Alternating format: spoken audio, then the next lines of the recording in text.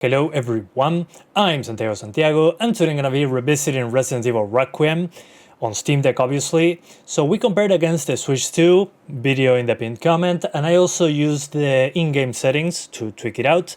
The thing is, there's FSR4 as well that you guys wanted me to show you, and also Lossless Scaling.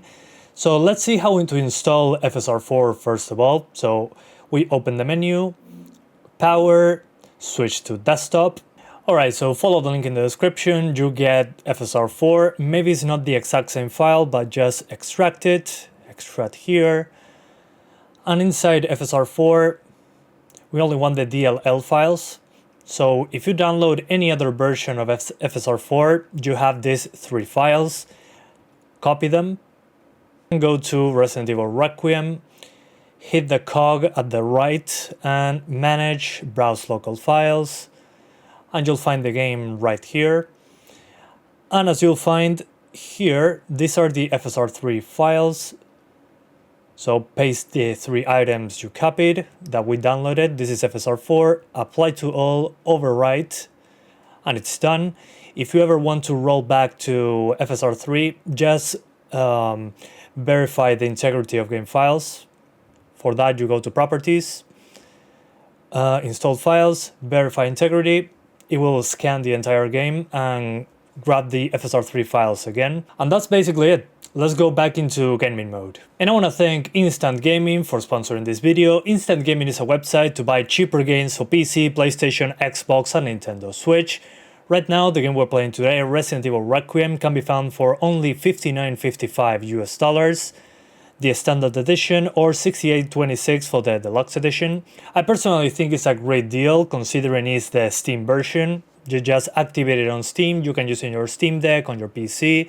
It's completely fine, just a CD key. There's also other games such as Dead Island 2 for $8, Helldivers 2 for $28, or Arc Raiders for $32.59 US. And as usual with this partnership, we're giving away one free game to one of you guys each month from Instant Gaming. Hit participate, follow myself and Instant Gaming in social media. You can see which people won last time. As you can see, there's been many winners already, with quite a few great games, Ghost of Tsushima, Stellar Blade Gold Edition. So thanks again to Instant Gaming for sponsoring this video. Let's continue. Alright, so before I start showing you the performance, FSR4 visually versus FSR 3.1. Let's start with the hair behind Leon. I think it's pretty obvious. I mean, yeah, just look at how broken the hair is on FSR 3.1 in comparison to FSR 4. I think it's pretty clear. Not sure if you guys notice. Alright, so right now, looking into the distance, let's see the hair again. Yeah. I mean, I think you guys can notice, I'm zooming in a lot obviously, but this is because you guys are usually on phones, according to my analytics. It's easier to see like this. Just look at the difference in hair. But the other difference that you'll notice is performance. FSR 3.1 is on quality, which is 480p in this case, and FSR 4 I had to put it on performance, so that's 360p. 360p versus 480p. And despite being a low resolution on FSR 4, we're getting a big performance hit. It still runs better on FSR 3.1 obviously, but again, despite being way less pixels, look at how much better the hair looks. It's kind of crazy. But again, it's a little bit softer on FSR4 because way lower resolution, and FSR 3.1 with the scope looks blurry, but that's just a thing with the game itself. It'll also look blurry when it comes to the scope in FSR4, unfortunately. Let's see once I decide to aim in FSR4. Okay, there it goes. On FSR4, it's still blurry when aiming with the scope, but again, that's pretty common in the game. They're using a different system for zooming in comparison to Resident Evil 4, so it doesn't kill performance. So I'm happy with them taking that choice. I did another one focusing on Leon itself, on a still image when he's reloading the rifle, and there's stuff with contrast behind his head. I mean, yeah. The hair resolve is way better on FSR4, obviously, but again, performance. FSR4 is at 360p and is getting 35 FPS, and FSR 3.1 is at quality, so 480p, and is getting 39 FPS. So way less pixels, but way less performance as well. but at the same time the image quality is night and day, especially in motion. Just look at Leon itself and how it contrasts with the background. A bit softer but less chunky image with FSR4. I mean, you can see squares everywhere. So yeah, I think it's a better image on FSR4 obviously. But that's a nighttime scene. What about daytime, where contrast is way more obvious? Well, this scene has a lot of depth of field, but I think it's good to see stuff into the distance. Yeah, there's still some pixelation. Not perfect, even on FSR4. But again, it's a tiny part of the screen right now. Not a lot of stuff to do. Hair is horrible on both. At least right now. Although some part of her face was missing. But as soon as we get close, the hair has better results. The edges here are due to the depth of field, so it's harder for the hair to be reconstructed on the edges. But as you can see, it's on the edges of the hair. On FSR3, it's horrible even in the middle of the hair. But with effects such as depth of field, if you care about it, it's still not perfect. If you turn off depth of field, it's a different situation. But again, considering we're looking at 480p versus 360p, 360p is running worse. But again, the hair quality is on another level in comparison to this one. Just look at hair that is not on the edges. Okay, so now walking around, as you can see, due to the lower resolution, the reflections are less defined. Makes sense. There are still screen space, although there's less pixelation when it comes to the reflection, less chunkiness on FSR4. And on FSR3 you can see that the hair, yeah, it's a big deal in my opinion. A big difference. On the hair mostly due to the high contrast and the small details, but on the big things, sometimes it's blurrier on FSR4. So that's something to keep in mind. It really depends on what you're looking at. Stuff into the distance tends to be, again, more of a stable image, less of that crawling pixelation like you see on FSR3. Then when it comes to more small environments and a fence, look at the fence on FSR 3.1. This is the most obvious difference, I'd say. FSR4 just handles it perfectly in comparison. And again, we're talking about 480p on FSR3 and 360p on FSR4. Although again, performance is worse. In this case, we're locked to 60, so it doesn't look that different, but the performance hit is pretty large on FSR4. So I recommend FSR4 for 30 FPS in this case. But again, as you can see, it resolves way better. Less instability. Just look at how much it moves, even without me moving the camera. But the fence, I think, is the most obvious one. Just look at how it flickers. That can happen with many objects, but especially smaller ones, such as this and the hair. It's just a chunky mess in comparison. But despite all this that I'm showing you, FSR3 I think still has a place in this game, especially for targeting 40 FPS.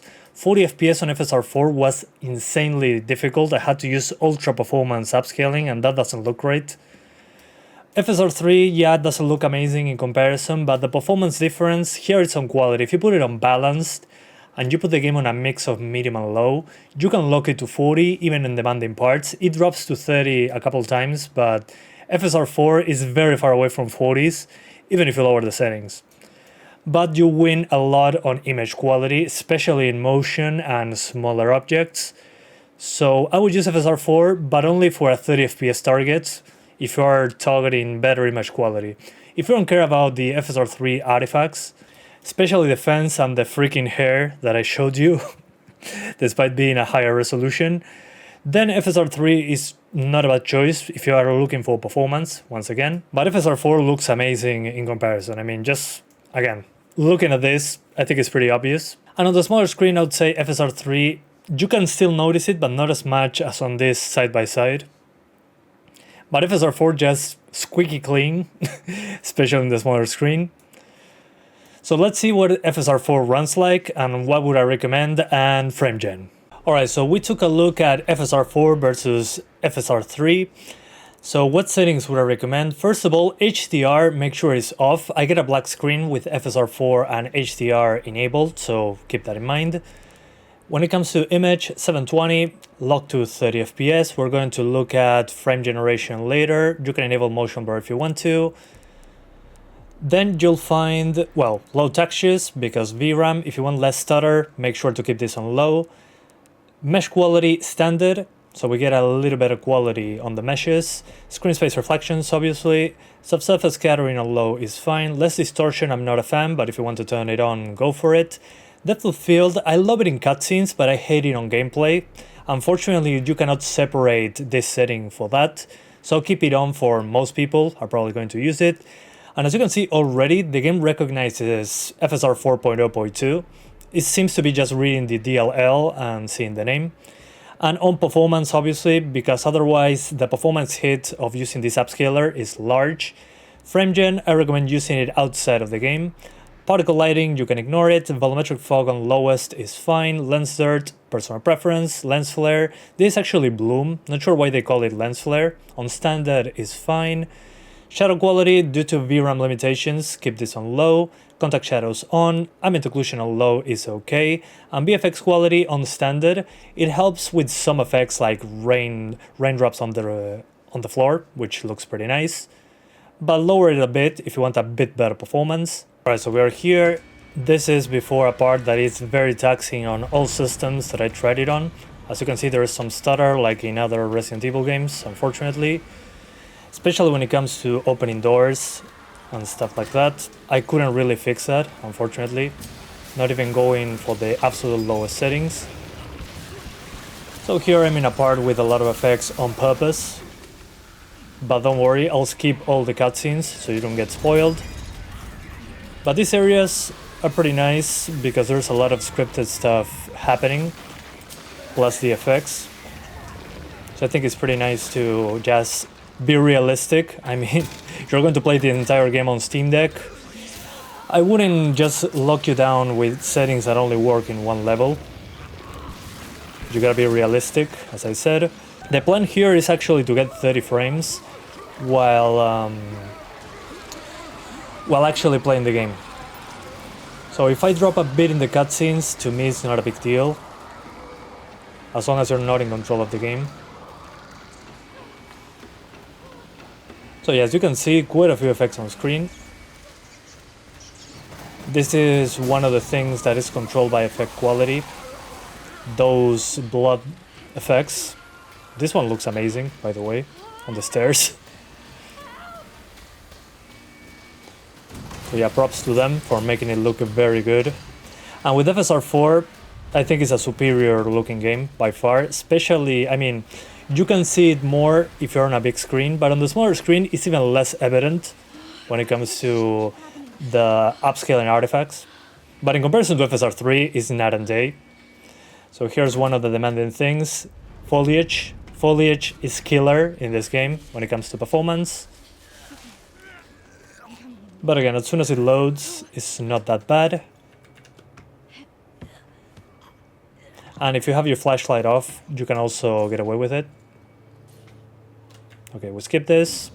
Okay, now one of the parts that I drop frame rates the most by far is this Leon section. That there will be quite a bit of fire on screen, plus the foliage, which is what kills this engine's performance.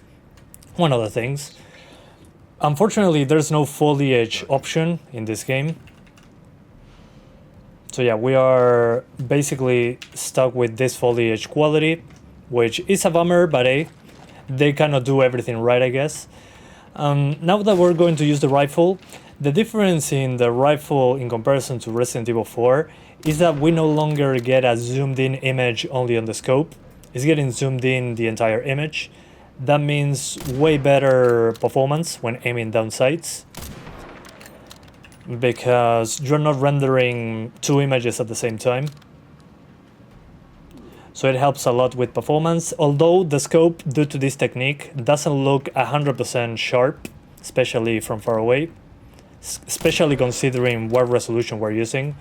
We're at 50% 720p, so that explains it. But yeah, I mean, we're still at 30 frames per second, and when aiming down sights, it's fine. Let's see, more zombies. Yeah, there they are. But it feels great. As long as you don't mind 30 FPS, it looks fantastic. It's a huge improvement over FSR3. Okay, so before I jump down and show you the most demanding part that I found so far, I changed my mind on something. Don't lock the frame rate here in the Steam Deck menu. Lock the frame rate from Capcom's in-game FPS cap. The Steam Deck FPS cap gives me worse performance in the short term. Here it was like at 24 FPS when I shot this. So despite the weird frame times with the in-game FPS counter, for better responsiveness and at the same time better performance, again, I don't know why the Steam Deck's performance cap is not great. Found it weird. But in this game, it doesn't seem to be giving you good performance. I mean, here we drop into the 30s, but when I was with the Steam Deck's FPS counter, I was into 24 FPS. So make 100% sure that you are using that FPS counter. Otherwise, you'll suffer a massive performance hit. But as you can see here in this section, when there's a lot of foliage, a lot of fire, all that, we're good. Borderline 30, but it even happens on the Switch too. We're into the 30s in this specific moment. Once you go indoors, that foliage is basically missing. Very reminiscent of the fight in Resident Evil 4 and the remake, that you're inside a building that is catching fire. And despite the effects in here, there's no problem when it comes to performance. I mean, yeah. And there will be a lot of particles in a moment. Okay, there we go. That explosion generates those particles, and the GPU doesn't care.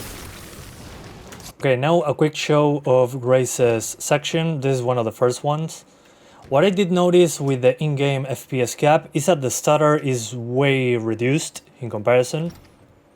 But these sections with Grace are not as demanding, usually smaller closed-off environments, more like corridors, to say it in some way. Again, the stutter is not 100% gone, unfortunately, but it's been an issue since Resident Evil 7, although here it's less of a nuisance in comparison to that game. Still there, unfortunately. That's one of the things that I like about the Switch 2 version over this one. The consistency of the frame times is way better when it comes to traversal. But still, I think it's completely playable. So yeah, Grace's sections are not demanding. They are completely fine. Even the one that I showed you, that I used the Steam Deck FPS counter, the Steam Deck FPS log, it was running at 30 frames, and there was a lot of effects on that one. Okay guys, yeah, I heard you wanted me to try Lossless Scaling. So make sure that you put 2x on this. Base FPS cap off, we have a good way to do it from the game itself.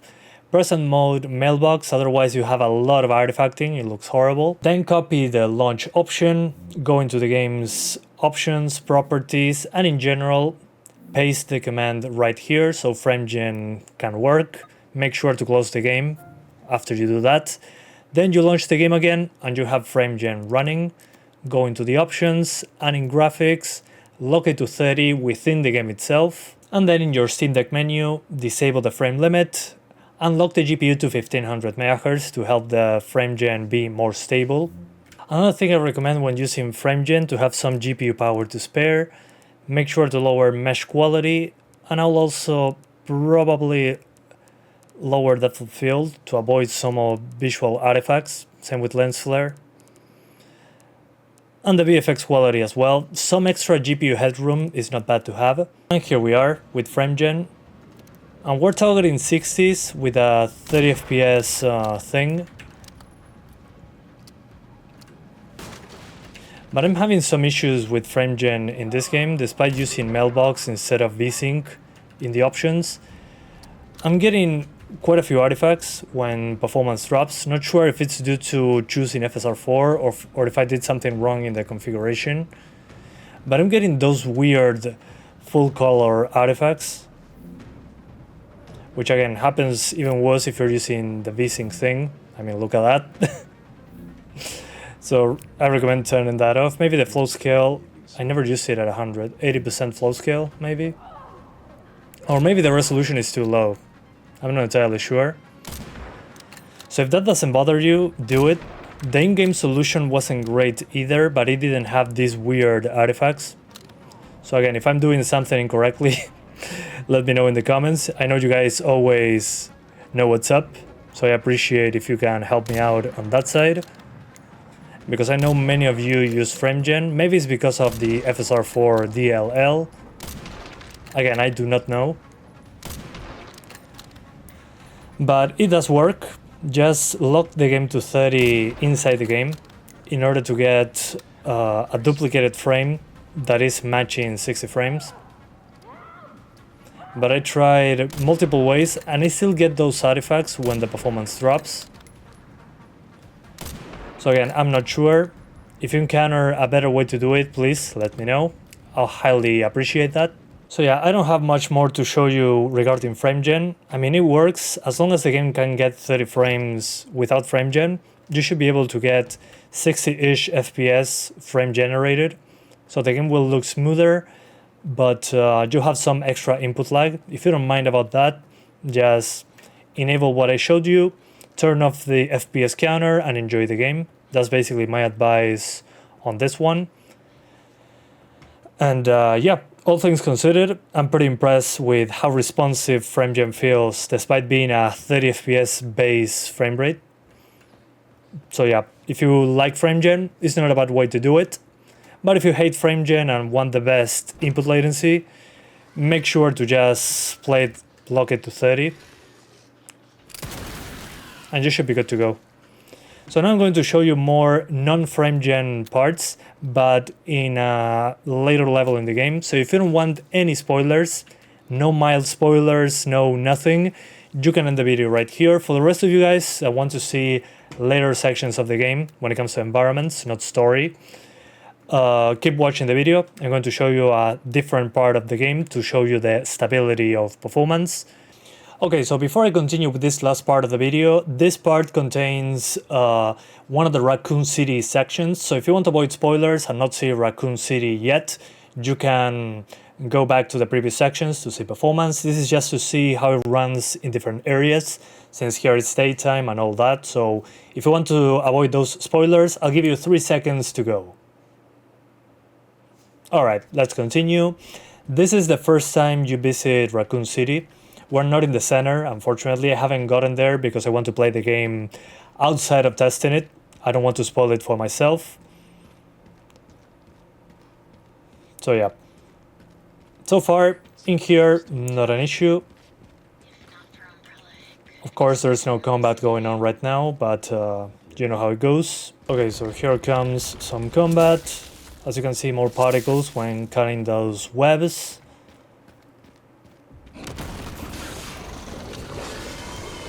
And as you can see, the Steam Deck doesn't care that this is happening, which is a good thing.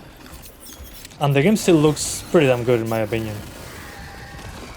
And also one nice detail, the webs actually cast shadows from the flashlight. That's pretty damn cool. Okay, and now you basically fight off the spider in here. There's a few effects, there is stuff going on, but the environment itself doesn't seem to be as demanding as what I showed you at the beginning of the video, outside of that chapel. So yeah, I think this is as good as I can show you guys when it comes to areas that are not at the beginning of the game. There's also smoke into the distance. I'm using the flashlight to tax the GPU even more, so if you turn off the flashlight in this fight, it'll be a little bit more stable. So yeah, that's the spoilers part. Thank you for watching. See you next time. Let's go. Kaboom!